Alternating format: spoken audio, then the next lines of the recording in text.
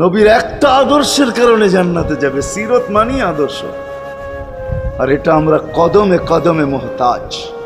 কেননা এই ছোট জীবনটা যদি গ্রহণযোগ্যতা পর্যন্ত পৌঁছাইতে হয় আল্লাহর কাছে, চাই নারী হই, চাই যুবক হই, চাই বৃদ্ধ হই, যেই মানুষই হই না কেন, যেখানেরই হই না কেন, যেই বাসারই হই না কেন, যেই বর্ণেরই হই না কেন, যেই পেশারই হই না কেন, যেই সোসাইটিরই হই না কেন, এই জীবনটাকে যদি গ্রহণযোগ্যতা পর্যন্ত পৌঁছাইতে হয় কার কাছে? দুনিয়াওয়ালাদের কাছে না, মালিকের কাছে, যিনি এক ফোঁটা পানির থেকে অস্তিত্ব দিছেন, যার কাছে আবার আমাদেরকে ফিরা যেতে হবে।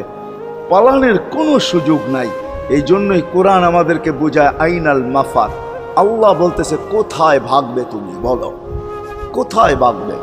কবির কথাই সত্য, যদিও নাকি পালাও তুমি আকাশেতে লাগিয়ে সিঁড়ি, সিঁড়ি লাগাও যদি আকাশ